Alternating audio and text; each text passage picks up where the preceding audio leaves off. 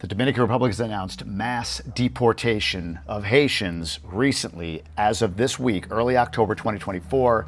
And in this video, I'm going to dive into exactly what's happening and also the impact, three impacts that I see from this movement, if you will, of mass deportation of Haitians, along with a couple of dependencies that I believe are necessary for this to actually be something that works and gets legs and so on and so forth. This is not a video about one is good, one is bad, or anything like that, nor am I in a place, nor would I want to relitigate all that's happened between the two countries. What I hope to do with this video, and I'm making this raw and unedited, is simply inform you of all the little newsy things that are happening right now around this issue, and then give you, from my perspective, how it impacts my audience, which is the Dominican diaspora living in the States and Europe and Canada, curious about repatriating here and or investing here, or both. I want to give you, from my perspective, what is happening on the ground, what I see, what I feel, what I hear, what I believe the impact is, and that's really it. What I hope for is some dialogue in the comments below amongst this community on what you're seeing, what you're feeling, because I'm certainly just one person living in one place. People that live in other parts of the country or that talk to relatives or friends here, you'll have your perspective, and I'd love to hear that. But I really want to make sure we do this respectfully, because I know there's tension on this topic, some thunder right now, but that's my hope as I go through this video. So what's happened? Recently, the president and the government announced that they are going to be enforcing deportation to the tune of up to 10,000 Haitians per week. In fact, just this past Friday, on October 4th, 2024, there was an announcement of 1,000 Haitians in 7 hours being rounded up, if you will, and deported, or at least being processed for deportation between Santiago, Santo Domingo, and Altagracia province, which is where Punta Cana and Higüey are. So the 10,000 per week is the push, and all of the different immigration services, national police, the army, are all being deployed on this for sure. In addition, President Abinader recently addressed the United Nations, and in that address, if you go and watch it, he talks about how, hey, look, without the support of the international community in propping up Haiti, if all that's happening on the other side of the border spills over, I think his word or phrase that he used was that the Dominican will need to take drastic measures. To me, that makes sense. The Dominican Republic has thrived, it's grown, there's an economy here. I just saw an announcement that it has just stepped up even higher as far as GDP per person or per capita in Latin America. There's a lot of growth and progress in this country, and his charge, number one, is to protect the citizens and the economy in the Dominican Republic. He's the president of the Dominican Republic, not of the entire island. That said, there is a crisis on the other side, and he needs to deal with that, and this is how he feels it's best for him to. On that note, so far, out of the 2,500 or so committed personnel to go to Haiti from the international community, only about 400 have arrived. There's supposed to be more coming. I've heard 1,000 is the number of, more thunder, 1,000 is the number of personnel that are really needed to get leverage and get progress in the country. Right now, Port-au-Prince is still 80% controlled by gangs. So there's still a lot of work for the international community to kind of get involved here and go help out in Haiti so that the Dominican Republic isn't holding the entire weight of everything that's happening here. So that's what's happening. Announcement of 10,000 deportations a week up to. The 1,000 deportations, or at least detainees that were detained last week, Haitian migrants here in Punta Cana, Higüey, but also Santo Domingo and Santiago combined. And the president pretty much making the point like, hey, look, if you're not going to help and something happens, we got to do what we have to do. That's his statement. I hope that sets it for you. So now, what does that all mean? What is the impact on all of this? So I see three different things, and then I'll share dependencies, and then I'll share honestly, like, what am I seeing physically, looking around, being here since this announcement? So the first impact, I just wrote this down, is if you look at the stats, and Abinader's reported this, 6%, some say it's probably more, of all school enrollment is Haitian children. Over 20% of births in hospitals in the Dominican Republic are Haitian migrants or Haitian nationals, if you will. So that means there's a strain on the system. There's a strain on the system in the Dominican Republic, especially if a number of these folks are not here legally or not here under legal circumstances. So in theory, if you start to deport numbers and mass numbers of people, you clear up the strain on the system a little bit. You reduce the strain on the system a little bit. There's a key dependency on this I'll get into in a second, but that is one potential impact of what this deportation push is going to be, is that, yeah, there will be less people in country using services. Therefore, it's less expensive and less of a strain on the government to provide services to Dominican citizens. So for many people, that's number one, and that's all it should be, and that's good enough reason for this deportation push. The second is, honestly, is going to be around displaced children.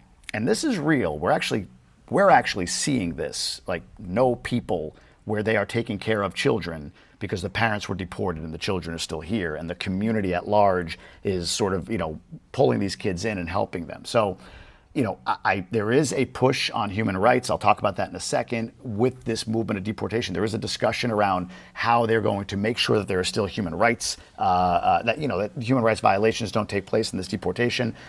But the reality, sad as it may be for kids, is there will be displaced kids as parents are rounded up at work or off of buses or whatever in country. So that's a second impact that you'll see here, and we'll see what that does. The third is less human rights related, and it's more related to cost of construction. It's been estimated that about 75% of frontline construction workers are Haitian migrants. Legal or illegal, I don't know, but they are lower cost. They're lower cost. When you deport numbers and numbers of them, you create less of a supply of labor, and it will create delays potentially in construction being completed, but also create an increase in the price of construction. If you already own an asset here, you may see your asset value increase. Up to you to decide if that's a good thing. But also, if you're buying here, it could take longer for your property to be delivered to you if there's less labor. And second, the price could go up. I talked to a realtor who said that let me take it a step back.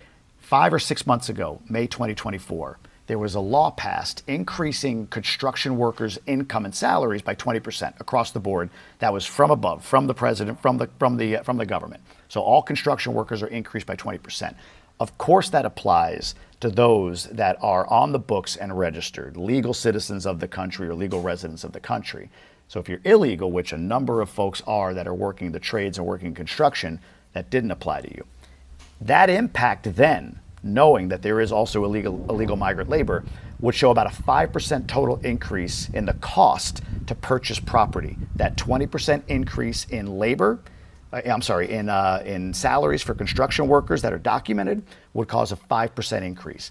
I wonder and believe that if you remove the illegal migrant labor and you have only legal labor, and again, I'm not good or bad, just doing an analysis here, that 5% might tick up a bit if all of the remaining labor is making 20% more than what they were 5 or 6 months ago versus a percentage of the labor making 20% more.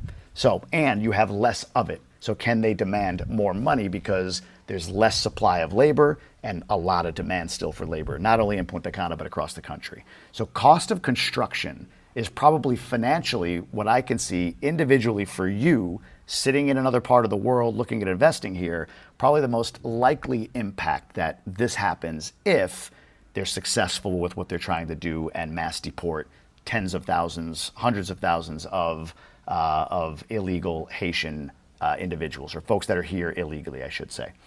So those are 3 impacts that I can see from the push to deport up to 10,000 Haitians per month. There's a couple of dependencies, and then I'll talk about what I'm seeing. The first one that I see is there needs to be oversight and penalties for corrupt, say, agents, immigration agents, police, or whatever. The standard practice that we've seen, and I think most of you know, is immigration will round up a bunch of people, Haitians most likely. They'll round them up, and then they will tell them, hey, you're going to be deported. We're taking you to the capital for processing, unless you pay us an amount. You give us something to kind of get out of this truck and go back about your day.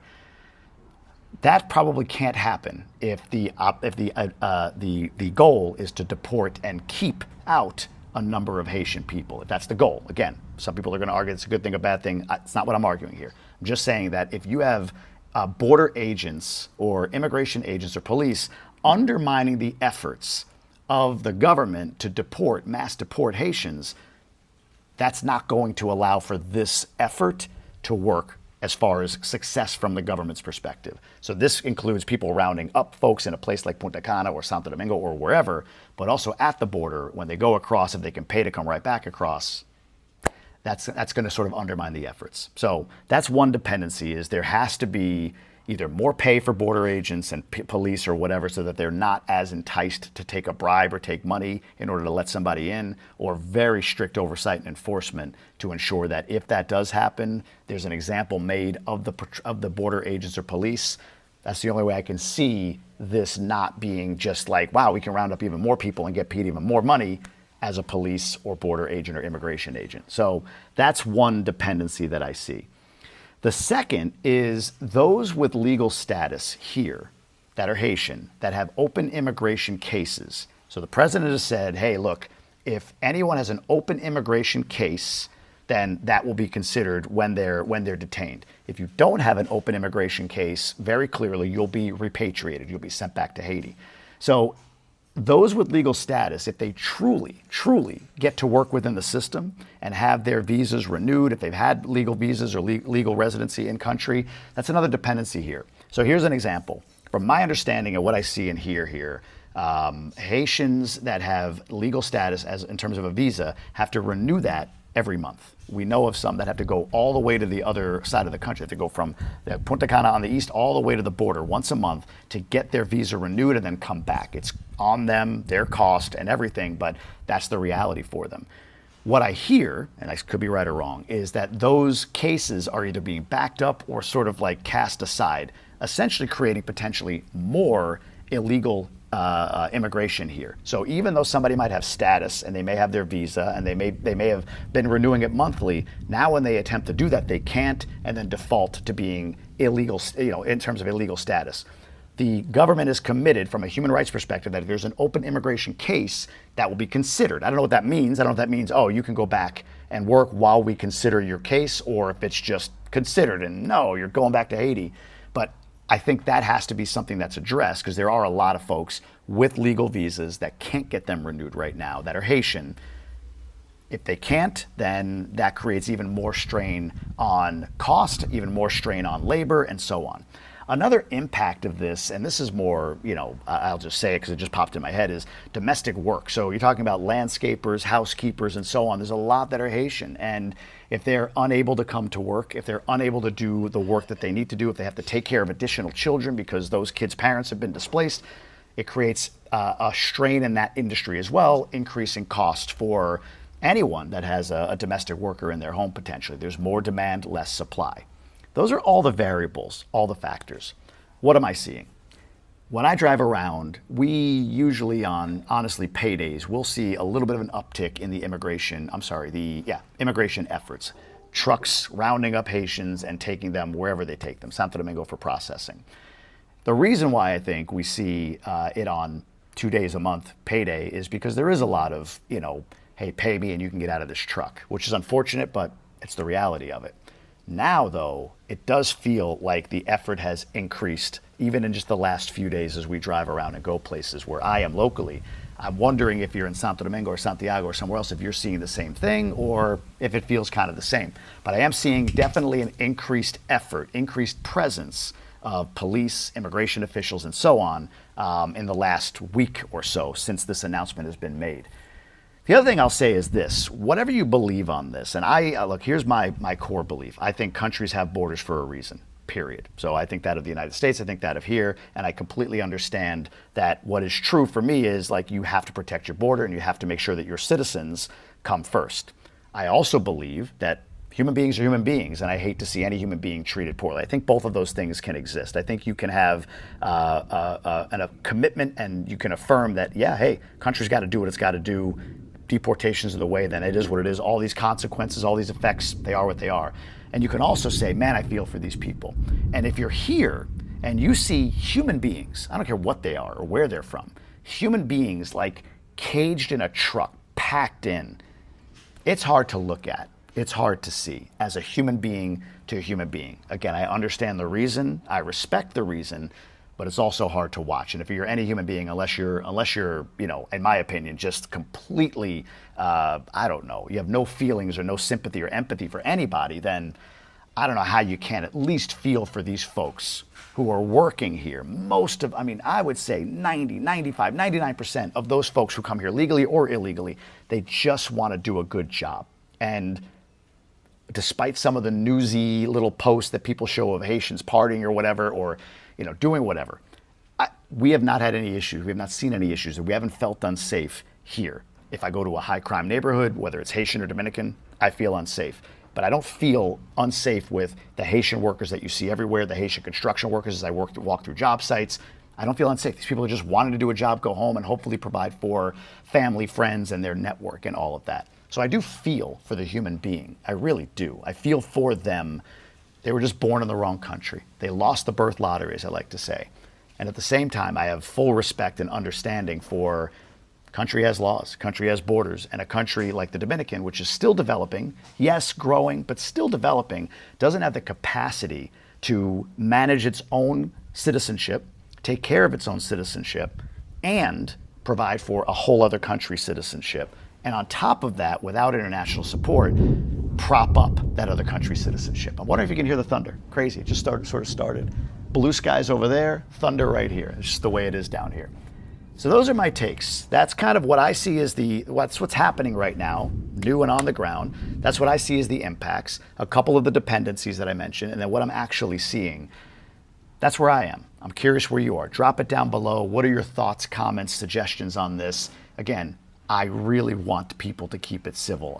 My friend Jay from Jay Abroad, he deletes negative comments. I'm tempted. I don't usually. I'm like, hey, what it is. But if somebody gets into like evil, bad, they're terrible, they're savage, like I see these terrible comments about human beings, I'll probably delete that. That said, if you've got a passionate position on this, I completely understand and it's worth having a discussion. I know plenty of people are going to tell me I have no business or I don't understand or whatever, and that's your opinion. You can feel whatever you feel in my 16, 17 minutes of discussing this, how much knowledge or information or introspection I've done. But that's my take. That's where it is. I hope that helps all of you, especially if you're like, man, I hear all this news on Haiti. I wanted to distill it down into something that's digestible for all of you with a couple of takes and thoughts from my perspective only. Not an expert, don't pretend to be, just my take.